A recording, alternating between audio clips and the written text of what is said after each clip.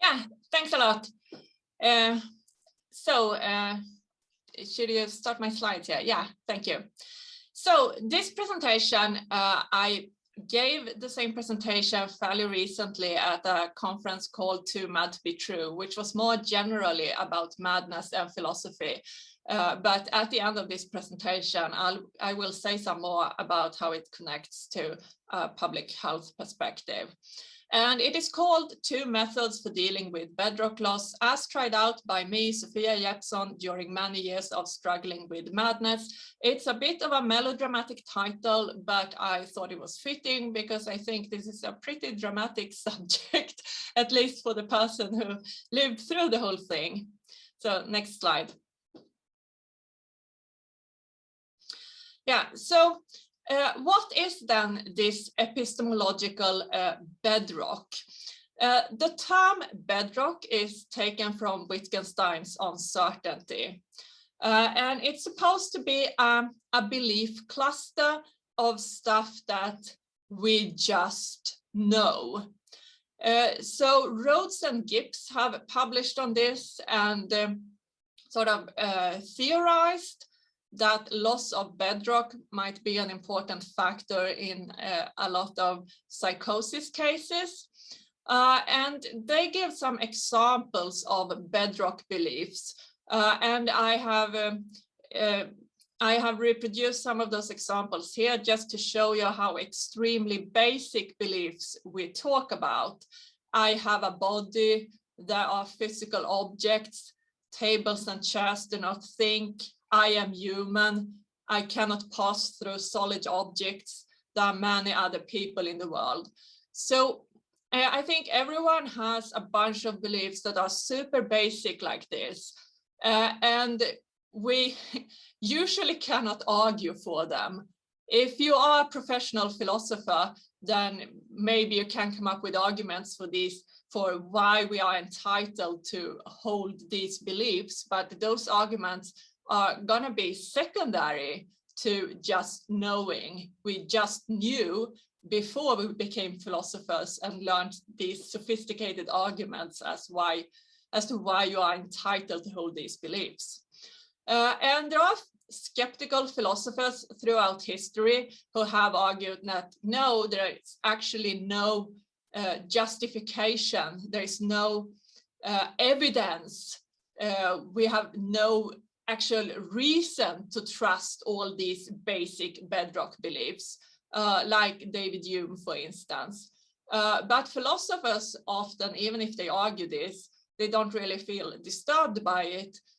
Hume himself famously wrote that, yeah, it might feel disturbing to think that we have no evidence for our most basic beliefs.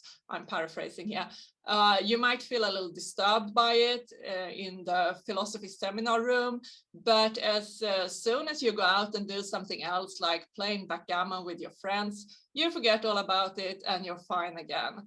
And so this is supposed to be David Hume playing backgammon with a friend sitting on a rock, because in some sense he still feels the bedrock beneath him, even if he doesn't think it is ultimately justified, his belief in these very basic ideas.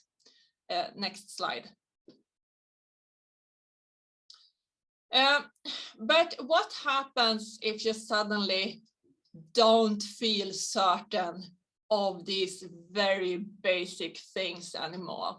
And it doesn't have to be that you specifically doubt the examples I presented on the former slide that I took from Rhodes and Gibbs. It doesn't have to be that you specifically doubt these things, but some very basic things that people normally take for granted does not seem certain to you anymore. What happens then when it's not just this intellectual doubt of David Hume and other skeptical philosophers, but you really feel like you can't trust them anymore? When this happens, it becomes impossible to do so-called reality testing. And reality testing is a method sometimes taught to people with psychosis issues as a complement to medication, or maybe instead of, if medication really doesn't work, or you really can't stand medication. So the idea is that when you get like strange ideas in your head, you should ask yourself, what evidence do I have for these ideas? And when you see that there is actually no evidence for them, you might be able to let go of them. And this works great for some people, I know. I've been in support groups where some people have like sworn to reality testing, like this is the shit, this is great. But it doesn't really work for me when I get into these states that nothing feels certain anymore. And so this is an example of how impossible reality testing becomes when you no longer have a bedrock to stand on. Because I'm scared of demons, this is kind of my thing. And so suppose I try to reality test by telling myself that demons can't follow me around by mirrors and other reflective surfaces, because they're just surfaces, they're not supernatural teleportation devices. Also, demons don't exist. But how do I know that? Well, it's just basic science, really. You learned about optics in science class in school. You can Google it right now if you forgot them. And also, if demons were real, someone would have demonstrated their existence for James Randi and won the prize. But, you know, sure, I seem to remember all that, but maybe that was just a dream and this is real life. Maybe that safe scientific world is just like the shadows in Plato's cave or the computer-generated illusion in the Matrix. And now I've broken through again, since this happens from time to time. And now I see what the world is really like. And that's just how impossible it is to try to prove or disprove something to yourself when your entire reality is in doubt. And I also think that this can explain at least some cases of what clinicians call double bookkeeping, where you seem to believe two things simultaneously. You seem to simultaneously believe both like in the normal mainstream world and a lot of crazy stuff that's incompatible with the normal stuff. At least for me, I've found that sometimes you can just oscillate pretty quickly between different kinds of experiences. And when there is no kind of evidence on which you can firmly base your beliefs tend to oscillate as well with these oscillating experiences. So I think people would probably sometimes have described me as doing this double bookkeeping, and it would basically result from quickly oscillating experiences and beliefs that oscillate just as quickly because I have no firm evidence to really nail any beliefs down with, and then reject others that are incompatible with them. Okay, next slide. So I have struggled with finding some way of handling this. And what I tried to do for a long time was just choosing what to believe in the spirit perhaps of William James. So James wrote, I think was around 100 years ago now, a little more perhaps, that for him and others in his situation, it's possible to choose whether to be Christian or agnostic, for instance. So James' view on belief is sometimes misconstrued as if he believed that you can just choose what to believe in a pretty unrestricted way, but that's not what he said. But he said sometimes you have two different beliefs that are both, so to speak, live possibilities for you. And he said either being an agnostic, or the way he describes it, it seems like this is a pretty atheist option actually, or being a Christian. He said both these are live options for me. To believe in like the ancient Greek religion with Zeus and all that, that is not a live option for him. He couldn't choose to believe in that stuff. If he would try to, it would actually just be pretense on his part. He wouldn't really believe. But he could, he said, choose to become a Christian, to take like Christian arguments and Christian teachings to heart and like go in that direction. Or he could choose to be agnostic, to take these arguments to heart and go in that direction. And it is, I think, to some extent possible to choose, for me and probably for some other people with similar issues, which reality to believe in when you keep, so to speak, oscillating between them. And when both realities, both the weird one where demons hunt me and the mainstream one, have a sufficiently, well, real feel to them. So I used to think that the solution to this problem is just like willpower. I'm choosing the mainstream now. Next slide. But so here I think is what the long-term problem is with this strategy. So for William James, if he chooses to be a Christian, he would presumably go to church each Sunday, read the Bible, pray, hang out with other Christians, and so on. And this will, over time, solidify his Christian beliefs and just make them stronger and more stable. And the other way around, if he chooses agnosticism, he will not go to church or anything. He will hang out with agnostic people, maybe go to meetings or seminars or whatever where people argue for agnosticism. And this will over time seem more and more natural and obvious to him. But if I choose to go with mainstream reality, I can't immerse myself in it in quite the same way as James could immerse himself in either Christian circles or agnostic circles. Because when you still have these bizarre experiences, other realities keep intruding. So then I'm in a situation where I must constantly and actively, by sheer willpower, cling to this belief in mainstream reality. And it just gets exhausting. Next slide. So I'm trying now an alternative, which I first just called just rolling with it. And now I'm calling it a Pyrrhonian alternative too. So Sextus Empiricus, perhaps the most well-known writer on Pyrrhonism, since we don't really have stuff from Pyrrho himself.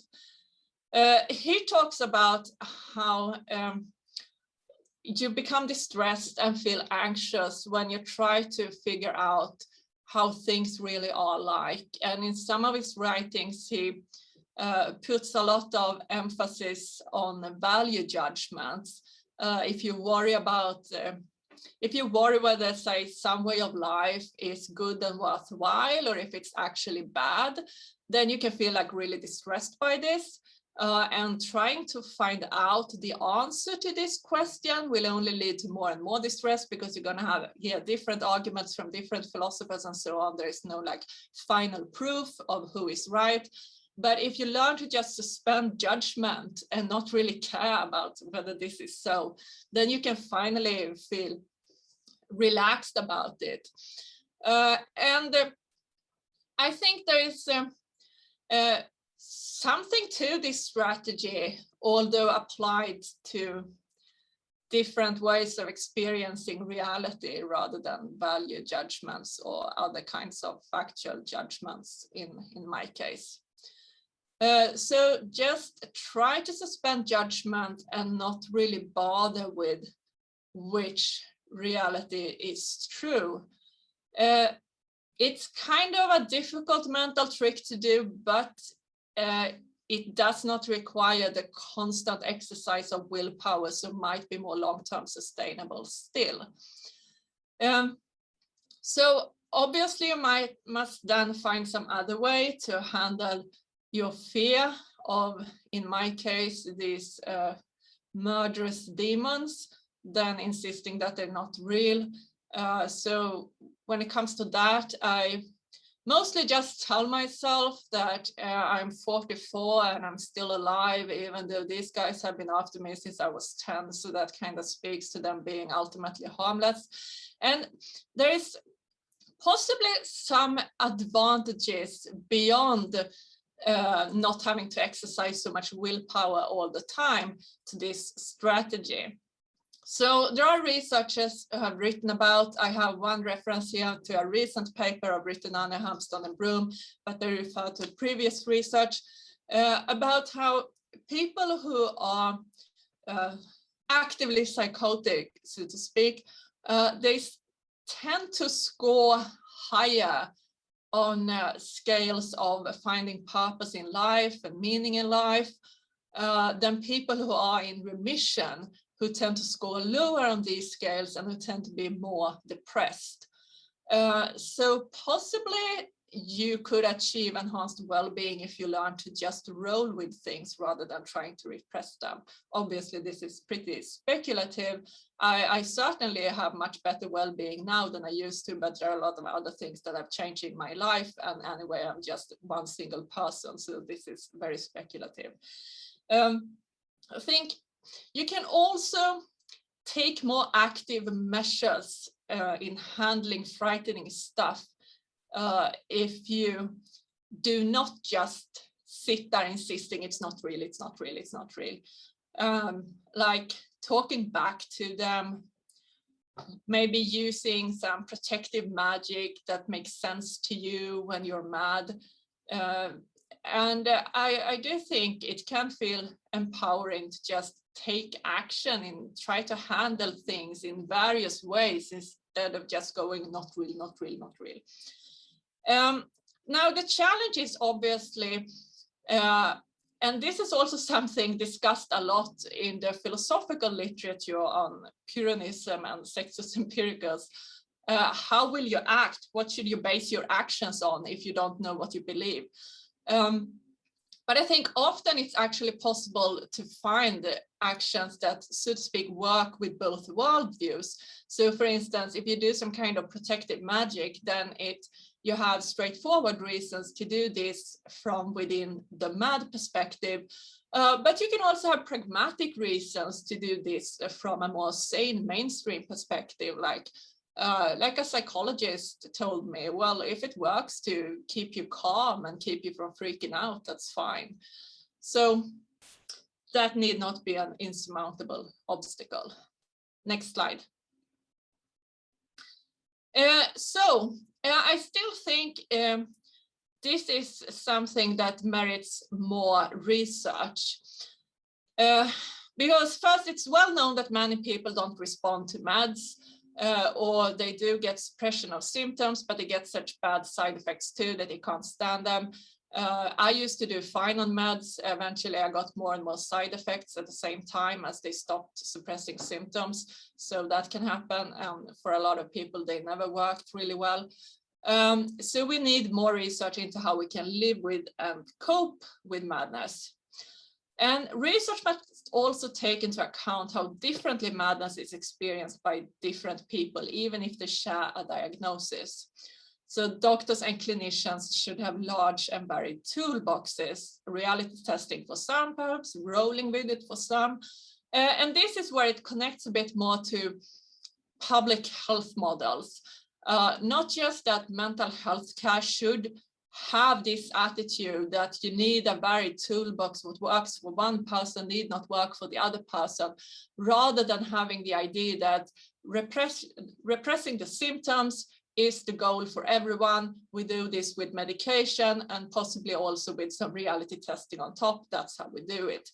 And also we need a sort of societal climate that's just more accepting of weirdness in general, and greater awareness of how weird doesn't necessarily track suffering all the time.